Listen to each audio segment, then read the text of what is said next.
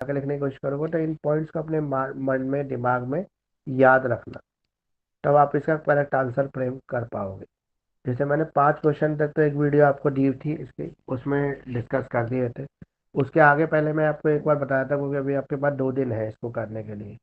तो 2 दिन है तो थोड़ा सा हम ठीक से इसको कर सकते हैं। तो पहले हम वो कवर कर लेते हैं जो असाइनमेंट में रह गया, उसके बाद फिर हम वो कवर कर लेंगे जो मुझे लगता है कि इंपॉर्टेंट इंपॉर्टेंट है। तो पहला इसमें क्वेश्चन नंबर 6 है, discuss the theory of natural law given by Rudolf Stammler. अब देखो, रुडॉल्फ स्टर्मर तो एक वो हो गया, ज्यूरिस हो गया, लेकिन हमें इसके बारे में भी याद करना पड़ेगा। रुडॉल्फ स्टर्मर कब पैदा हुआ, कब इसकी डेथ हुई, ठीक है, और ये किस यूनिवर्सिटी से रिलेटेड था, इसने क्यों इस फील्ड के अंदर रिसर्च की, इसके पीछे क्या रीजन थे, ये बताने पड़ेंगे। अब दूसरा पॉइंट इसके अंदर जो क्वेश्चन में दिख रहा है वो है नेचुरल लॉ। तो नेचुरल लॉ क्या होता है, तो ये भी आपको बताना पड़ेगा। अगर हम इसको ही ब्रेक करें तो नेचर लॉ आ रहा है इसको ब्रेक करने से, तो यानी कि ऐसा लॉ जो नेचर के बारे में बता रहा है, नेचर मतलब प्राकृतिक लॉ के बारे में बात कर रहा है, ठीक है। तो प्रोफेसर कौन है, रुडॉल्फ स्ट्रैमलर है, जो कब पैदा हुए थे, 1856 में पैदा हुए थे। कब इनकी डेथ हुई, 1938 में इनकी डेथ हुई थी, ठीक है। ये कहाँ के प्रोफेसर है, रोमन लॉ स्कूल के प्रोफेसर है, यूनिवर्सिटी ऑफ जर्मनी के। उन्होंने क्या डिफाइन किया है, स्पाइसेस ऑफ विल। स्पाइसेस मतलब मसाले, और विल मतलब इच्छा, इच्छा के मसाले इन्होंने डिफाइन किए। अदर रिगार्डिंग सेल्फ ऑथोरेटिव और enable. For him a just law was highest expression of a man social life and aim at preservation of freedom of individual. तो लॉ से क्या एक कॉमन मैन, जो एक कॉमन मैन है, वो law से क्या उम्मीद करता है, तो वो लॉ से एक ऐसी सोशल लाइफ की उम्मीद कर रहा है जो उसकी फ्रीडम को प्रिजर्व कर सके, जो उसकी फ्रीडम को सिक्योर रख पाए। According to him fundamental principle necessary है, किसके लिए नेसेसरी है fundamental principle, principle of respect के लिए, कि एक व्यक्ति दूसरे व्यक्ति की रिस्पेक्ट करे। और रिस्पेक्ट कब कर रहा है व्यक्ति, जब कानून है। अगर कानून का डर हटा दे, लॉ का डर हटा दे, तो व्यक्ति रिस्पेक्ट करना बंद कर देगा। सोसाइटी के अंदर कोई किसी की रिस्पेक्ट नहीं करेगा, कोई ठीक से रहेगा नहीं, सब अपनी मर्जी के मालिक अगर हो जाए तो। प्रिंसिपल ऑफ कम्युनिटी पार्टिसिपेशन, यहाँ पे कम्युनिटी पार्टिसिपेशन का ही प्रिंसिपल है। जैसे फॉर एग्जाम्पल एक मोची जो है जूते बना रहा है, तो जूते क्यों बना रहा है, वो सोसाइटी के लिए बना रहा है, लेकिन बदले में सोसाइटी उसको क्या दे रही है, उसकी और नीड्स की जरूरत की चीजें दे रही है, जैसे दूध हो गया, अनाज हो गया, ठीक है, और भी जो चीजें जरूरत की, कपड़े वगैरह, ये सब दूसरी चीजें सोसाइटी के दूसरे लोग दे रहे हैं।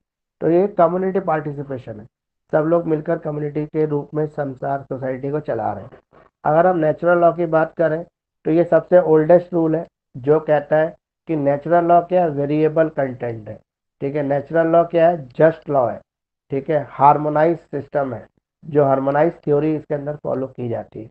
ये पर्पसेज ऑफ सोसाइटी को डिफाइन करता है, ठीक है। ये एक ऐसा लॉ नहीं है जो प्रोटेक्ट कर रहा है विल को, मतलब इच्छा को प्रोटेक्ट कर रहा है। ये ऐसा लॉ है जो प्रोटेक्ट कर रहा है ऑल पर्पसेस को, तो इसे हम नेचुरल लॉ कह सकते हैं। Professor Rawls made the significant contribution revival of natural law in the 20th century. तो 20वीं सदी के अंदर नेचुरल लॉ की थ्योरी को दोबारा से रिवाइव किया है इन्होंने, प्रोपाउंड किया है 2 बेसिक प्रिंसिपल के बेस पर। पहला, इक्वलिटी ऑफ राइट, कि जो प्रकृति है, जो भगवान है, अगर किसी को पैदा कर रहा है तो इक्वल राइट्स के साथ पैदा करता है। तो हमारा भी फर्ज बनता है, लेजिस्लेशन का, जो लॉ बनाने वाले हैं उनका फर्ज ये बनता है कि वो भी इस बेसिक प्रिंसिपल को फॉलो करें, नेचुरलिटी को, इक्वालिटी को फॉलो करें। तो लिबर्टीज, अपॉर्चुनिटीज, पावर जो है वो सब में इक्वल डिस्ट्रीब्यूट होनी चाहिए। सोशल इकोनॉमिक इनइक्वालिटीज जो है should be arrange so as to ensure the maximum benefit of the community as a whole, ताकि कम्युनिटी को उसका मैक्सिमम बेनिफिट मिले।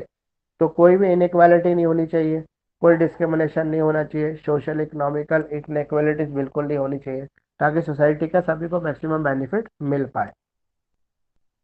ये कंप्लीट हो गया। ये नेचुरल लॉ थ्योरी इंपॉर्टेंट है आपके एग्जाम के पॉइंट ऑफ व्यू से भी। अगला है आपका हैंस कैल्सन की प्योर थ्योरी ऑफ लॉ। ये मोस्ट मोस्ट इंपॉर्टेंट क्वेश्चन है, बहुत बार रिपीट होता रहता है। इसके 3 क्वेश्चन बनते हैं। पहला क्वेश्चन तो यही है, Kelsen pure theory of law, या सिर्फ बोलेगा प्योर थ्योरी ऑफ लॉ तो वो भी कैल्सन की है, प्योर थ्योरी ऑफ लॉ। दूसरा बोलेगा कि अगर हम लेफ्ट कर दे dry bone of law deprived of flesh blood which give them life, क्या हम हड्डियां, मांस, ठीक है, और खून को रख दे तो क्या वो जिंदगी दे सकता है, तो वो जिंदगी कैसे देगा भाई? जिंदगी के लिए तो आत्मा चाहिए ना, तभी तो हड्डियां से, मांस से, खून से थोड़ा ना आदमी के अंदर जिंदगी आती है। जिंदगी किससे आती है? आत्मा से। और आत्मा किसके सपोर्ट करती है? प्योर थ्योरी ऑफ लॉ को। प्योर थ्योरी ऑफ लॉ का एक और मतलब है, भगवान ने जो कानून बनाया है उसी कानून को सब फॉलो करे, उसके अंदर कोई छेड़छाड़ ना करे, उसे कहते हैं प्योर थ्योरी ऑफ लॉ। इसका एक और नाम है, इसी थ्योरी का एक और नाम है, दो नाम तो हो गए, हड्डी बोन वाला भी हो गया और कैल्सन की प्योर थ्योरी। तीसरा नाम है ground norm theory. Ground norm theory, ये भी इसी का ही नाम है। तो तीनों में से किसी भी नाम से आपसे पूछेगा एग्जाम में, तो आप यही आंसर लिख देना इसका, ये आंसर इसका करेक्ट हो जाएगा। तो प्योर थ्योरी ऑफ लॉ का नाम ये है कि जैसे ही भगवान ने बनाया है ना, ऐसे ही लॉ चलना चाहिए, जो भगवान ने डिसाइड किया उस तरह से लॉ चलना चाहिए। अब भगवान कौन है, वो क्या डिसाइड करते हैं, ये बताएंगे कैल्सन। तो हैंस कैल्सन का जन्म हुआ था 1881 के अंदर। इनकी डेथ हुई थी 1973 के अंदर। ये जरूर याद रखना, बर्थ ईयर और डेथ ईयर, ये लिखने से एग्जाम में मार्क्स मिलेंगे। ये ऑस्ट्रेलियन थे, ठीक है, ऑस्ट्रेलिया के मतलब रहने वाले थे, ज्यूरिस्ट थे, ये जज थे और फिलोसफर थे। इन्होंने अपने कैरियर की शुरुआत की थी लीगल थ्योरिस्ट के रूप में, बिगिनिंग ऑफ 20th सेंचुरी, 20वीं सदी के शुरू में। बाद में ये सुप्रीम कॉन्स्टिट्यूशनल कोर्ट ऑस्ट्रेलिया के जज रहे, मतलब ऑस्ट्रेलिया की जो सुप्रीम कोर्ट थी उसके जज रहे 1920 से 1930 तक। 10 साल तक ये जज रहे। इन्होंने नोटेबल वर्क किया प्रिंसिपल ऑफ इंटरनेशनल लॉ के अंदर और प्योर थ्योरी ऑफ लॉ के अंदर। इनके दो थ्योरी फेमस है, एक इंटरनेशनल लॉ थ्योरी और एक प्योर थ्योरी। हमारे कोर्स में प्योर थ्योरी है। तो हैंस कैल्सन फर्स्टली प्रपोज इस थ्योरी 1934। सबसे पहले इन्होंने अपनी थ्योरी 1934 में बताई, फिर इसको एक्सपेंड कर दिया 1960 के अंदर। जो कैल्सन की प्योर थ्योरी ऑफ लॉ है, इसे हम नॉर्मेटिव थ्योरी भी कह सकते हैं। तो एग्जाम में अगर नॉर्मेटिव थ्योरी ऑफ लॉ करके ही पूछा जाए, ground name theory, normative theory या प्योर थ्योरी, तो आंसर यही आएगा। ये आंसर लिखना, ये ध्यान रखना, अलग अलग नाम से क्वेश्चन पूछ लेता है एग्जाम में। तो प्योर थ्योरी ऑफ लॉ जो कैल्सन की है, it talks about pure law. ये कहते हैं शुद्ध कानून, exclude the other factor affecting the defining of the law like morality, ethics, economic, sociality. देखो, सोशलॉजी के बेस पर, इकोनॉमिक बेस पर, एथिक्स के बेस पर, मॉरलिटी के बेस पर, तो हमने लॉ के अंदर बहुत सारे चेंजेस कर दिए कि ये एथिक्स से सही नहीं है, ये इकोनॉमिकली सही नहीं है, इसको ठीक करो, ये सोशली सही नहीं है, ये मॉरली सही नहीं है। लेकिन जो भगवान ने लॉ बनाया बिल्कुल ही अलग है। Kelson theory stand at the same level, has a similar importance of Austin theory. Austin theory, इन्होंने ऑस्टिन के थ्योरी के से ही बेस करके अपनी थ्योरी को डेवलप किया है। कैल्सन बिलीव करते हैं the concept that law should be pure, कि लॉ को प्योर होना चाहिए from any investigation such as sociological, political, historical, logical. किसी भी थ्योरी का असर लॉ पर नहीं होना चाहिए, लॉ को प्योर रहना चाहिए। Law want be supported all this part under privilege, connected और मिक्स्ड। किसी भी पार्ट को ना तो अंडर प्रिविलेज करना चाहिए जो नेचुरल थ्योरी का है, ना कनेक्ट करना चाहिए, ना मिक्स करना चाहिए। तो इनके हिसाब से प्योर थ्योरी क्या है उसको पढ़ेंगे हम। प्योर थ्योरी ऑफ लॉ क्या है? तो लॉ एक नॉर्मेटिव साइंस है। नॉर्मेटिव साइंस का मतलब क्या होता है, अगर किसी को पता है तो बताओ। नॉर्म्स होते हैं रूल्स, तो लॉ क्या है? एक रूल्स की साइंस है। ये ऐसी साइंस है जो रूल्स के बारे में बताती है। बट लॉ नॉर्म्स में भी distinguish from the science norm, लेकिन लॉ के नॉर्म साइंस जैसे नहीं है, ठीक है। साइंस के नॉर्म्स क्या होते हैं? साइंस के कुछ फार्मूले हैं, जैसे दो केमिकल को मिला हुआ तो यही बनेगा, तो वो यही बनेगा, कभी भी मिला लो। लेकिन लॉ में तो ऐसा नहीं हो सकता ना। कई बार बोला कि दो पॉजिटिव एक साथ बैठेंगे तो पॉजिटिव एनर्जी की जगह नेगेटिव एनर्जी भी रिलीज कर सकते हैं। तो कैल्सन ने डिफाइन किया है science as a system of knowledge arrange according to the logical principle. तो एक साइंस है ये, जिसको हम अपने नॉलेज के अकॉर्डिंग जो है अरेंज कर सकते हैं लॉजिकल प्रिंसिपल के बेस पर। तो कैल्सन कहते हैं norms is a rules prescribing a certain behaviour. तो नॉर्म्स वो रूल्स है जो हमें कुछ बिहेवियर करने के लिए प्रिस्क्राइब करता है। He distinguish between the legal norms and moral norms. इन्होंने लीगल नॉर्म्स और मॉरल नॉर्म्स को अलग अलग बताया है कि समाज में ना अगर हमने मॉरल ड्यूटी पूरी कर रहे हैं तो वो अलग है, लेकिन अगर लीगल कर रहे हैं तो वो अलग है। He told that moral norms only says what a person should do and not to do. तो मॉरल नॉर्म्स क्या बताता है, एक व्यक्ति को क्या करना चाहिए और क्या नहीं करना चाहिए, मतलब क्या गलत है क्या सही है। जैसे किसी को मारना गलत है, लेकिन किसी की सेवा करना, किसी की जिंदगी बचाना, ये सही है। और लीगल नॉर्म्स क्या कहते हैं हमें, a person does any act against the norm, कि अगर नॉर्म्स के अगेंस्ट कोई भी काम करेगा तो उसको पनिश करने के लिए कौन आएगा, स्टेट आ जाएगा। तो कैल्सन एडमिट करते हैं कि जो कमांड थ्योरी है ऑस्टिन की थ्योरी है कमांड थ्योरी, जो इंट्रोड्यूस करती है psychological element into definition of the law which Kelsen avoid. तो कैल्सन कहते हैं इनको इसमें शामिल नहीं होना चाहिए, जो कमांड थ्योरी में उन्होंने साइकोलॉजिकल एलिमेंट को शामिल कर लिया है वो शामिल नहीं होना चाहिए। कैल्सन बिलीव करते हैं कि law should be defined as depsychologised command. Kelsen also consider sections as a essential element of law, but he prefer it called norm। तो कैल्सन की जो थ्योरी है वो एनालाइज करती है free of all ethical and political judgement और value. मतलब ये कहता है, कैल्सन कह रहा है कि जो भगवान ने हमें जैसा पैदा किया और हमें जो भी पावर दी, जैसे शेर को पावर दी है शिकार करने की, ठीक है, हिरन को शिकार होने की पावर है, मतलब उसका काम ही है शेर का शिकार होना। तो अगर लॉ आ जाए बीच में, कानून आ जाए, बोले कि शेर तुम शिकार नहीं करोगे, तुम्हें खाना जो है कैंटीन से भेज दिया जाएगा, तो वो उसके अगेंस्ट द नेचर हो गया ना, उसके नेचुरल थ्योरी के अगेंस्ट है। तो इसीलिए भगवान ने जिसको जैसी चीज के साथ पैदा किया है, जो योग्यता दी है, उसको वैसा ही रहना चाहिए। आप केवल इतना काम कर सकते हैं, स्टेट केवल इतना काम कर सकती है कि अगर वो उसके अगेंस्ट कुछ कर रहा है जो उसके नेचर नहीं है, जैसे शेर जो है शिकार कर रहा है वो उसका नेचर है, लेकिन अगर उसके नेचर से हटके वो कुछ काम कर रहा है तो उसको स्टेट आएगा पनिश करने के लिए, तब स्टेट आएगा उसको कंट्रोल करने के लिए, अदरवाइज स्टेट का कोई इंटरफेरेंस नहीं होना चाहिए। इसका मतलब जैसे एक मानव को भगवान ने बनाया है, तो इसे थोड़ा बनाया है कि वो किसी का मर्डर कर दे, किसी का सामान चुरा ले। उसको एक नेचुरल भगवान ने बनाया है एक धरती पर जीने के लिए, ताकि वो अपने लिए भी जिए और दूसरों के लिए भी जीता रहे। लेकिन अगेंस्ट इस थ्योरी को वो कुछ करता है तो कौन आएगा, स्टेट आएगा उसको पनिश करने के लिए। तो ये नेचुरल थ्योरी है जो कहती है जैसा नेचर ने आपको बनाया है उसी क्वालिटीज के साथ आपको रहना चाहिए। जैसे शेर को मांस फाड़ने के लिए दांत दिए, लेकिन वही दांत जो है बंदर के पास नहीं है, हिरन के पास नहीं है जो मांस को फाड़ सके, क्योंकि वो वेजिटेरियन है, शाकाहारी लोग हैं इस वजह से। तो नॉर्म्स एंड वैलिडिटी की बात करें तो कैल्सन की जो थ्योरी है वो लीगल मीनिंग बताती है एक्ट के अंदर। We can help to legal norms, जिसे हम लीगल नॉर्म्स कह सकते हैं। तो norms is the meaning of the act of will by which the certain behaviour is command or permitted or authorise. तो नॉर्म्स क्या है, बिहेवियर है, कमांड है, परमिशन है, जिसको ऑथराइज करते हैं कौन, स्टेट करती है। तो वैलिडिटी ऑफ नॉर्म्स जो है उसको डिस्क्राइब कर सकते हैं। वैलिडिटी का मीन्स है स्पेसिफिक एग्जिस्टेंस ऑफ नॉर्म, कि नॉर्म्स कब तक लागू रहेंगे। तो वैलिडिटी नॉर्म्स जो है वो नॉर्म्स है बाइंडिंग करते हैं जो इंडिविजुअल को, ought to behave in the manner determined by the norm. तो कैल्सन जो है कैप्चर करते हैं फॉलोइंग टू पोस्टुलेट्स को। Every to norm that ultimately derive their validity from one basic norm belong to the same legal system. All legal norms of a given legal system ultimately derive their validity from one basic norm. The reason for validity of a norm can only be the validity of another norm. तो एक norms की validity दूसरे norms के साथ जुड़ी हुई है, अगर एक अपने नॉर्म्स का वायलेशन करता है तो दूसरा ऑटोमेटिकली वायलेट हो जाएगा। तो लीगल ऑर्डर जो है does not lose its validity when a single norm ceases to effect, nor does a single norm lose its validity if only ineffective from time to time। तो जो norms है उनकी जो वैलिडिटी है, जो effectiveness है, वो दूसरे नॉर्म्स के साथ जुड़ी हुई है।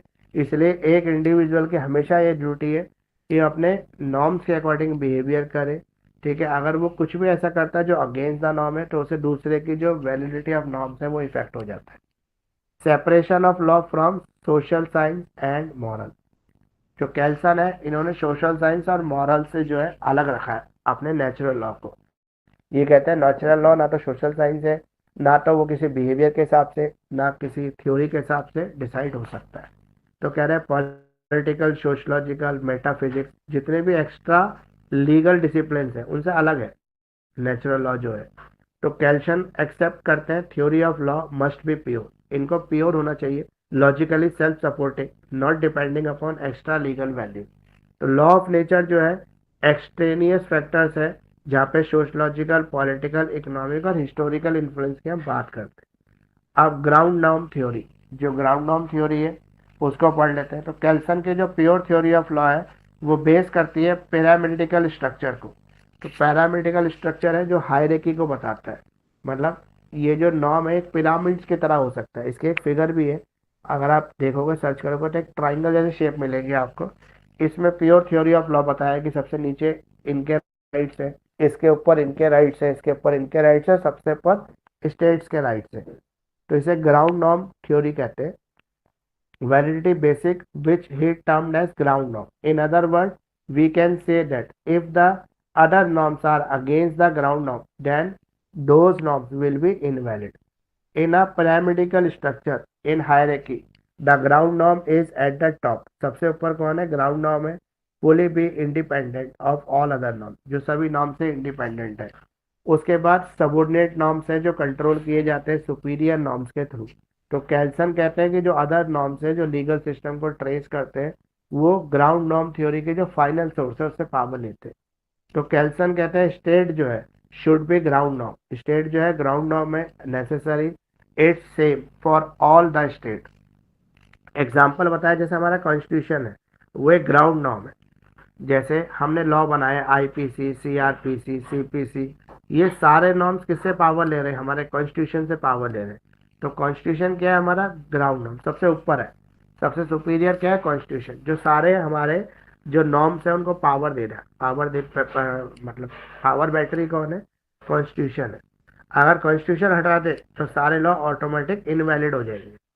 पाकिस्तान की बात करें तो पाकिस्तान के सुप्रीम कोर्ट ने एक केस था पाकिस्तान सुप्रीम कोर्ट इन स्टेट वर्सेस 200। ये हेल्पफुल है केल्सन की थ्योरी को समझने के लिए। Validity of revolutionary government which had come into power bye ओवरथ्रोइंग the legitimate government and destroy the previous constitution. तो यहाँ पे जब सैनिक शासन लगाया था बेनर्जी भुट्टो के पिताजी ने, वो भी भुट्टो ही थे, अभी उनका मुझे एग्जैक्ट नाम याद नहीं आ रहा, तो उन्होंने क्या किया था? कॉन्स्टिट्यूशन को डिस्ट्रॉय कर दिया और सैनिक शासन लगा दिया, सेना का शासन आ गया। तो उन्होंने ओवररूल्ड कर दिया, किसको ओवररूल्ड कर दिया? सुप्रीम कोर्ट को। तो फिर एक और केस आया supreme court in Jilani versus government of Punjab. तो पंजाब की सरकार को बर्खास्त कर दिया था, किसने कर दिया था? पाकिस्तान की सरकार ने कर दिया था। तो यहाँ पर सुप्रीम कोर्ट में जब ये केस गया तो सुप्रीम कोर्ट ने डिसीजन ये दिया कि जो कॉन्स्टिट्यूशनल अथॉरिटी है वो उसके पास वैलिडिटी है। क्यों? क्योंकि वो जीत के आए हैं, वो जनता ने उनको चुन के भेजा हुआ है। इसलिए कोई भी सैनिक शासक जो आ जाएगा, मतलब जिलानी जो थे उन्होंने कब्जा कर लिया था, तो उन्होंने पंजाब की सरकार को बर्खास्त कर दिया। सुप्रीम कोर्ट ने डिसीजन दिया कि जो मिलिट्री गवर्नर जो भी आएगा, जैसे वो आते ही जो है कॉन्स्टिट्यूशनल गवर्नमेंट पर ख़त्म कर देता था, वो कॉन्स्टिट्यूशन को डिस्ट्रॉय कर देता है। उसके साथ कॉन्स्टिट्यूशनल जो प्रिवेंशन है वो भी ख़त्म हो जाते हैं। जैसे नवाज शरीफ ने अपनी सरकार लाए थे 2007 में, इन्होंने मिलिट्री के थ्रू क्या किया था? पाकिस्तान में तख्ता पलट कर दिया, लेकिन इन्होंने कॉन्स्टिट्यूशन को इनवैलिड नहीं किया। इन्होंने क्या किया? कॉन्स्टिट्यूशन के अंदर ही चेंज कर दिए। कुछ टाइम तक सैनिक शासक बन के राज्य चलाया, बाद में कॉन्स्टिट्यूशन को चेंज करके खुद राष्ट्रपति बन गए। मतलब इन्होंने कॉन्स्टिट्यूशन बदल दिया और खुद क्या बन गए? वहाँ के राष्ट्रपति बन गए। और ऐसे इन्होंने 10 साल और काट लिए, वहाँ पर राष्ट्रपति बन गए। सरकार आई और नवाज शरीफ जो प्राइम मिनिस्टर बन गए। फिर इनकी बनती नहीं थी उससे, फिर इनका मिलिट्री पे से थोड़ा सा कंट्रोल खत्म हो गया तो ये वहाँ से भाग गए। नवाज शरीफ जो है आज ये शायद इंग्लैंड में पता नहीं कहाँ रह रहे हैं। तो ये क्या है? ये सब रिवोल्यूशनरी चेंज है जो पॉलिटिकल और एक्स्ट्रा लीगल इंडिपेंडेंसी को बताते हैं। अब प्योर थ्योरी के ऑब्जेक्ट क्या है? जो कैल्शियन अपनी प्योर थ्योरी बताते हैं उस प्योर थ्योरी के क्या ऑब्जेक्ट है? तो ऑस्टीन की जो थ्योरी है सुपीरियरिटी, उसके अगेंस्ट है इनकी प्योर थ्योरी। ये कहते हैं कि जो ऑर्डर है वो सिमेट्री के रूप में होता है। जैसे सबसे ऊपर कॉन्स्टिट्यूशन, कॉन्स्टिट्यूशन क्या है? ग्राउंड नॉर्म है जो अपने सभी लॉज को पावर दे रहा है, पावर हाउस है मतलब। तो एसेंशियल फीचर्स क्या है इसके प्योर थ्योरी के?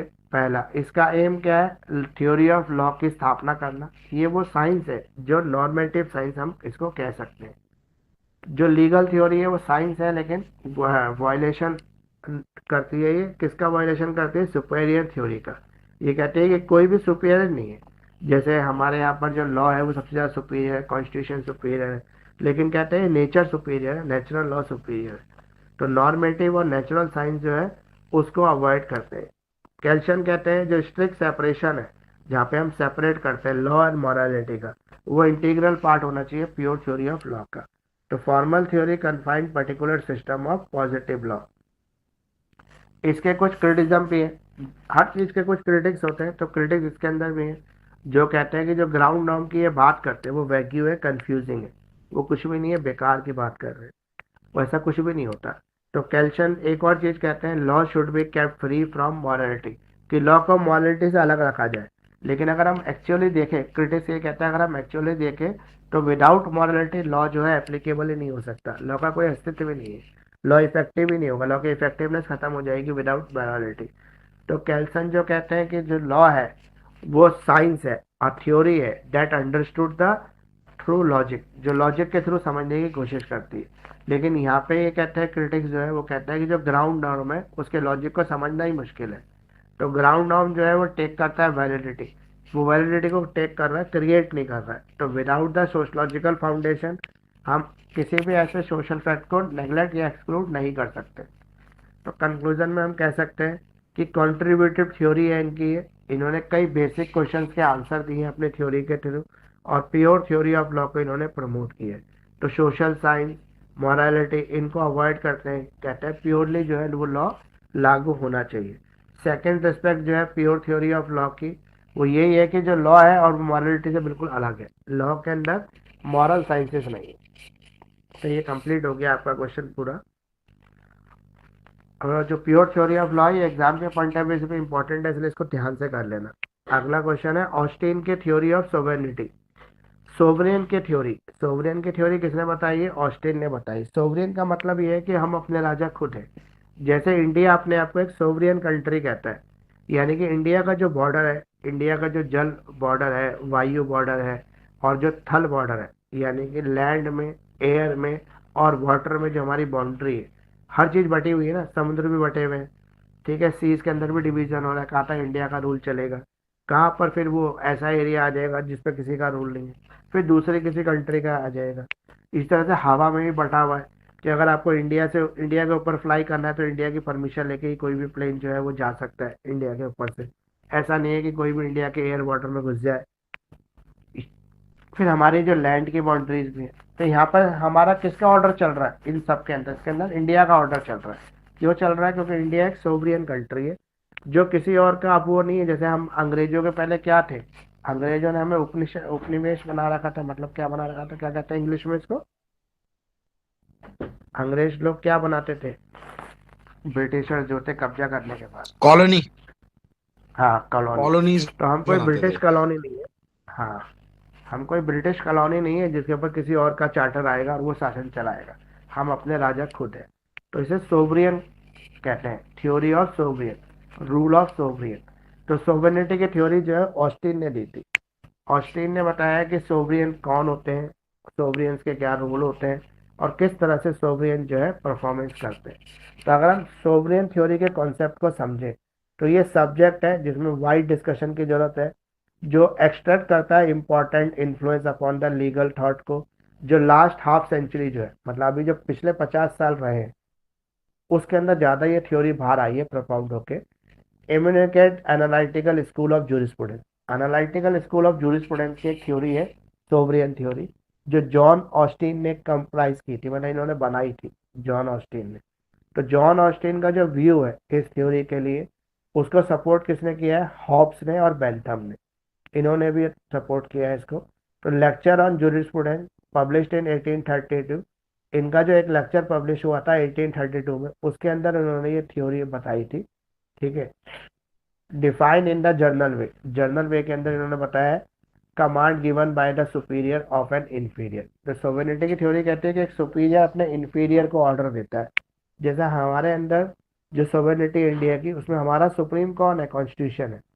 और इंफीरियर कौन है? सारा इंडिया का सिस्टम, चाहे वो जुडिशरी है, चाहे वो लेजिस्लेशन है, चाहे वो एडमिनिस्ट्रेशन है, चाहे वो पब्लिक है, वो सब के लिए ऑर्डर कौन दे रहा है? कॉन्स्टिट्यूशन दे रहा है। तो कॉन्स्टिट्यूशन एक सुप्रीम पावर है, सोवरियन पावर है हमारी, वो कॉन्स्टिट्यूशन है। और पहले हमारी जब हम कॉलोनी थे ब्रिटिश की, तो हमारा सोवरियन कौन था? हमारा सोवरियन ब्रिटेन था, जो हमें चार्टर के थ्रू, ठीक है, रॉयल एक्ट के थ्रू हमें चलाता था, बार बार हमारे लिए ऑर्डर्स बना के भेजता था, उस हिसाब से हमें काम करना पड़ता था। तो सोवरियन की जो सोवरेनिटी की थ्योरी है, थ्योरी ऑफ सुपीरियर की है, जहाँ पे सोवरियन ऑर्डर देते हैं अपने नीचे वाले लोगों को। तो सोवरियन थ्योरी जो है सोसाइटी की भी थ्योरी कह सकते हैं हम इसको, यहाँ पे including the superior social, political और इंडिपेंडेंट। जो सुपीरियर होता है वो सोशल बेस पे हो सकता है, पॉलिटिकल बेस पे हो सकता है और इंडिपेंडेंटली भी हो सकता है। तो पॉजिटिव लॉ है जो पॉजिटिव की बात करता है, नेगेटिव की बात नहीं करता है, इसलिए इसको लॉ ऑफ पॉजिटिविटी कह सकते हैं। सोवरियन पर्सन जो है, बॉडी ऑफ मेंबर जो है वो इंडिपेंडेंट है पॉलिटिकल सोसाइटी से, देयर फॉर दैट पर्सन और the body of the sovereign और सुप्रीम।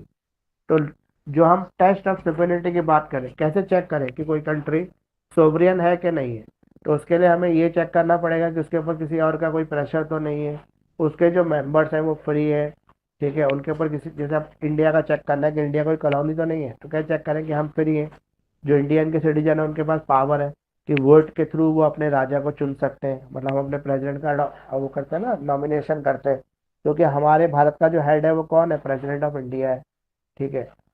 तो ये सब चीज़ें क्या हो रही है, हम पब्लिक ओपिनियन की बात कर रहे हैं, मॉरलिटी की बात कर रहे हैं, हम लोकल रिप्रेजेंटेशन की बात कर रहे हैं, इलेक्टोरल बॉडी की बात कर रहे हैं। तो ये सब क्या है, थ्योरी ऑफ सोवरियन है कि हम सोवरियनिटी की बात कर रहे हैं। लेकिन इसके भी कुछ क्रिटिज्म भी हो सकते हैं, तो इसके भी कुछ क्रिटिज्म्स हैं। जो क्रिटिक है वो कहते हैं कि जो थ्योरी ऑफ सोवरियनिटी की जो बात की जा रही है वो डिटरमिनेट करती है body has found many critics among the historical jurist marine. इसे क्रिटिक कौन है, मैरिन, क्लार्क, सिडविक और अदर्स, ये इनके नाम है जो क्रिटिसाइज करते हैं इस थ्योरी को। ये कहते हैं कि प्रेजेंट डे में अगर हम बात करें सोवरेनिटी की, तो सोवरेनिटी जैसी कोई चीज़ नहीं होती, रूलर होता है, रूलर ही हर चीज़ को चलाता है। तो मॉडर्न डेमोक्रेटिक जो है उसके अंदर थ्योरी और सोवरेनिटी कंप्लीट खत्म है। जैसे हमारे मोदी जी अगर चाहते हैं तो किसी भी चीज़ को बदल देते हैं, चेंज कर देते हैं, तो होने को तो वो डेमोक्रेटिक कंट्री के रिप्रेजेंटेशन में है, मतलब प्राइम मिनिस्टर ऑफ इंडिया है जो डेमोक्रेटिक कंट्री है, जो पब्लिक जिनको चुन के भेज रही है। लेकिन एक बार जब पब्लिक उनको इलेक्ट कर देती है तो 5 साल तक फिर उन्हीं की सुपेरिटी चलती है, फिर पब्लिक के पास भी राइट नहीं है कि उनको 5 साल से पहले हटा दे।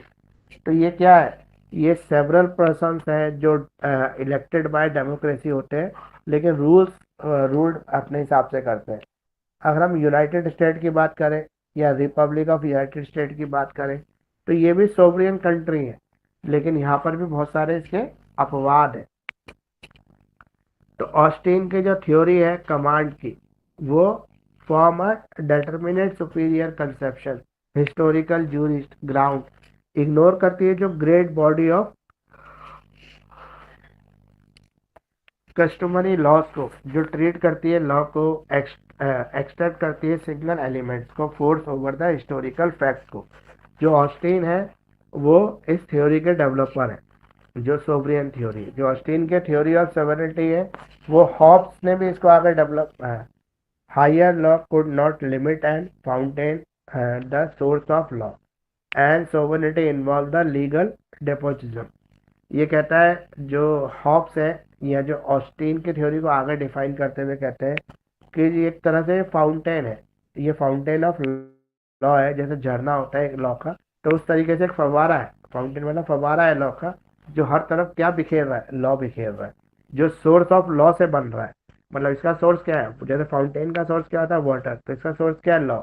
तो ये थ्योरी ऑफ सोवरेनिटी है जो हर तरफ क्या फैला रही है, लॉ फैला रही है। तो कोऑर्डिनेशन है जहाँ पे creator series of the sovereign ascending of infinity. तो अगर हम प्योरली इसको अंडरस्टैंड करें या फ्रैंकली इसके ऊपर कुछ कहना चाहे, तो theory of sovereignty supreme theory हो सकती है, purely legal except of the sovereignty ignoring the forces heard the influences and back of the formal law. Probability of incapable of states of the society example, यानी जैसे हर theory के अंदर कुछ कमियां होती है तो इसकी भी कुछ कमियां तो है, लेकिन कमियों के साथ ये बेस्ट थ्योरी है जो क्लियर लॉजिक के ऊपर बेस है, जो होल सोसाइटी के ऊपर एनफोर्सेबल है और क्रिटिस करती है direct against the founded miss representation and misconception को। तो ये ऑस्टिन की थ्योरी ऑफ सोवरेनिटी हो गई जो एग्जाम के पॉइंट ऑफ व्यू से इंपॉर्टेंट है, कैल्सन की प्योर थ्योरी ऑफ लॉ और ऑस्टिन की थ्योरी ऑफ सोवरेनिटी, ये इंपॉर्टेंट है। अगर हम बात करें एच एल ए हार्ट की, तो एच एल ए हार्ट ने भी एक थ्योरी दी है, ब्रिटिश फिलोसफर है, मतलब ब्रिटेन के प्रोफेसर है, जूरिस्प्रूडेंस के, यूनिवर्सिटी ऑफ ऑक्सफोर्ड में पढ़ाते हैं, उस समय पढ़ाते होंगे जब जिंदा थे। His most important H L A heart की जो थ्योरी है, ये भी एग्जाम में आपसे पूछ ली जाती है, इसको कहते हैं हार्ट रूल, हार्ट रूल कहते हैं इसको। मतलब इस थ्योरी का नाम ही हार्ट रूल है, क्योंकि एक्चुअली हार्ट ने इसको डिफाइन किया था। और ये थ्योरी कहती है what happened but with what is to be done. क्या होना है वो कैसे डिसाइड होगा, क्या किया जा रहा है उससे डिसाइड होगा। मतलब क्या होना है उसका कैसे पता लगेगा, क्या हो रहा है उससे पता लगेगा। तो ये प्रोफेसर थे ऑक्सफोर्ड यूनिवर्सिटी के। ये मोस्ट इम्पॉर्टेंट राइटिंग है इनकी, including the causations of the law. 1959 में इन्होंने एक बुक लिखी है जो A.M. Horn, concept of law, और 1961 में इन्होंने लिखी है possession of law, concept of law, और law and liberty and morality, और law in general, essays on the on Bentham. ये सब इनके स्पेशल जो है रचनाएं हैं जो इन्होंने लिखी है। अब कॉन्सेप्ट ऑफ लॉ क्या है, हार्ट थ्योरी क्या है, लॉ की हार्ट थ्योरी क्या है। तो प्रोफेसर H.L.A. हार्ट कहते हैं continuously analyse the concept of social rule. ये सोशल रूल को एनालाइज कर रहे हैं। Rule govern by the behaviour from the habitual behaviour, distinguish the legal rule from the standard from order, back any threat. ये कहते हैं जो शासन चल रहा है, जो सत्ता चलाई जा रही है, उसके अंदर सोशल रूल होना जरूरी है। मतलब अकॉर्डिंग टू सोसाइटी या सोशल बिहेवियर को इन्वॉल्व करना चाहिए इसके अंदर। जो भी सरकार चल रही है उसके अंदर उसको अपने प्रोविजंस के अंदर, अपनी ऑब्जर्वेशंस के अंदर इंक्लूड करना चाहिए। सोशलैलिटी को, मतलब सोशल कॉन्सेप्ट को इंक्लूड करना चाहिए। ये हार्ट थ्योरी है। मतलब हार्ट थ्योरी को अगर याद करें तो जैसे जो हमारा दिल कहता है वो कह सकते हैं इसको। वैसे ये दिल वाली बात नहीं है इसके अंदर, पर मैं बता रहा हूँ आपको। तो जो दिल कहता है वो हमें करना है, ये सोच के लिखोगे तो आप हार्ट की थ्योरी लिख दोगे। तो हार्ट की थ्योरी क्या कहती है, जो सोशली जरूरी है। जैसे ह्यूमन बिहेव, जैसे कैपिटल पनिशमेंट नहीं होनी चाहिए, तो हार्ट ये कहता है कैपिटल पनिशमेंट नहीं होनी चाहिए क्योंकि ये इन ह्यूमन एक्टिविटी है। मारना किसी चीज का इलाज थोड़ी ना है।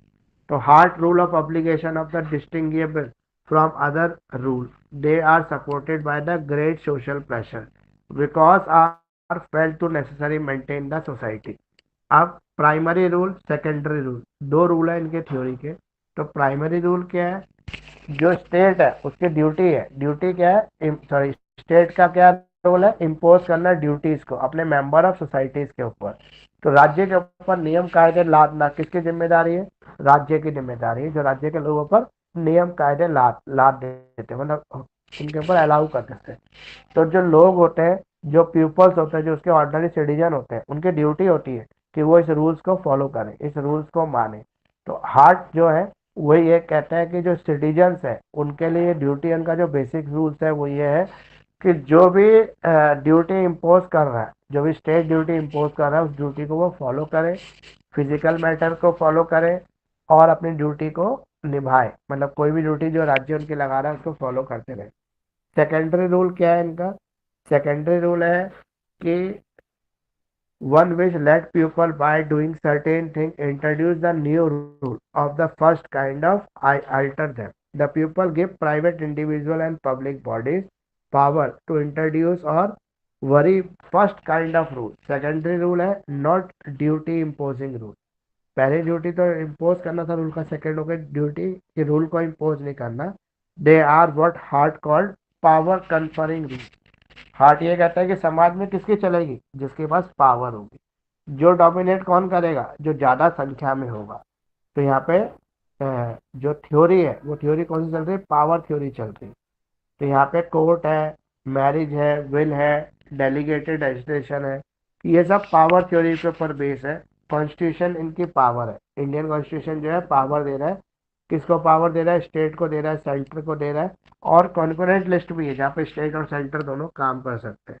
तो ये कॉन्स्टिट्यूशन क्या काम कर रहा है, फिर एक लिंक का काम कर रहा है, एक रिलेशनशिप डेवलप करने का काम कर रहा है। और rule of adjudication, rule of change और रूल ऑफ रिकॉग्नाइजेशन, ये थ्री मेजर रूल्स हैं जो इस थ्योरी के अंदर फॉलो किए जा रहे हैं सेकंड थ्योरी के अंदर। रूल ऑफ एजुडिकेशन क्या है, मेनली रिप्रेजेंट करता है those rule which confirm a direct power to adjudicate the power of dispute, empower the supreme court, issue the prerogative writ. Article जो 131 है, 132 है, 134 है, 133 जो है, that empower the Supreme Court, the original and appellate jurisdiction। जो supreme court को दो तरह का डिसीजन दे रहा है, मतलब दो तरह की पावर दे रहा है, एक अपील सुनने की और एक उसके ओरिजिनल जुरिडिक्शन है। असली जो अधिकार है सुप्रीम कोर्ट के वो। तो आर्टिकल 323A है, 23B जो है वो ट्रिब्यूनल है जो एजुकेट करता है मैटर ऑफ डिस्प्यूट को। तो कॉन्स्टिट्यूशन के पास ये पावर है कि वो कंफर्मिंग कर सके कि कोर्ट के अंदर कार्रवाई कर रही है कि नहीं। तो रूल ऑफ चेंज, तो रूल ऑफ चेंज क्या है, मॉडिफिकेशन रूल है, जहाँ पे लेजिस्लेटिव बॉडी जो है पावर ग्रुप की वजह से चेंज होती है। तो this power is necessary to affect kinds of notification. तो आर्टिकल 368 जो है वो पावर ऑफ पार्लियामेंट है जो एम्ड है कॉन्स्टिट्यूशन प्रोसीजर दिया, यानी कॉन्स्टिट्यूशन जो है उसके तरीके से प्रोसेस किया जाएगा। तो law include the power to repeal, remove difficulties. अब है रूल ऑफ रिकॉग्नाइजेशन। तो हम रूल ऑफ रिकॉग्नाइजेशन की बात करें तो रिकॉग्नाइज करता है ये रूल को, एग्जिस्टेंस को, वैलिडिटी को। Hart believe that the rule of recognition is most important rule. Recognise tells as how to identify a law, law को कैसे आइडेंटिफाई करना है। तो ये सिस्टम है जो जुडिशियल प्रेसिडेंस की बात करता है, हायर की बात करता है। तो केल्सन कहते हैं talk about the recognisation and validity of the existence norms and recognise the basic form. तो Kelsen on the point of the rule recognise the ground norm theory. इसीलिए केल्सन ने इस थ्योरी को चेंज कर कर अपनी ग्राउंड नॉर्म थ्योरी एप्लीकेबल की थी। अब क्रिटिसिज्म बाय ड्रॉविन, डॉवर किंग ने कुछ क्रिटिसाइज किया है हार्ट की थ्योरी का। तो हार्ट की थ्योरी जो है लीगल सिस्टम की, लीगल सिस्टम रूल की बात करती है। तो प्रोफेसर रोलांड डॉर्किन ने क्रिटिसाइज किया है प्रोफेसर हार्ट को उनके पॉइंट पर। डॉक्ट्रिन कहते हैं कि जो लॉ है does not compromise only rules but it consist of the principle आते। ऐसा नहीं है कि लॉ के अंदर केवल रूल्स ही, कुछ प्रिंसिपल भी है जिसपे बेस ब्रोकर लॉ जो काम करता है, जो एलोबरेट करता है। जैसे मेनका गांधी वाले प्रिंसिपल में नेचुरल जस्टिस की बात आई थी, तो कोर्ट ने क्या किया, प्रिंसिपल ऑफ नेचुरल जस्टिस को फॉलो करते हुए डिसीजन दे दिए। तो rules and principle of the just principle come to the conflict then principle get primary. अगर रूल्स और रेगुलेशंस में कभी भी कॉन्फ्लिक्ट होती है तो रूल्स जो है वो उनको प्रेफर किया जाएगा। तो जस्टिस को इन बोमन्स केस, तो यहाँ पर क्या हुआ कि पार्लियामेंट ने जो है contrary contain the moral principle such as the law could be null and void. तो नेचुरल लॉ जो है पॉजिटिविज्म की थ्योरी है, सोशल स्कूल ऑफ लॉ है। तो professor heart was active promoting democratic socialism and other political causes left to then prevailing the political center advocating the privacy right homosexual long before it common to do so। तो ये complete हो गया आपका। तो अभी इसके अंदर रह गए हमारे कितने पेजेस, 10 और 5, 15 पेजेस रह गए। तो ये हम अगली क्लास में इसको समझा देंगे, वरना ये ज़्यादा हो जाता है फिर जो स्टूडेंट्स है ना बहुत ज़्यादा समझने से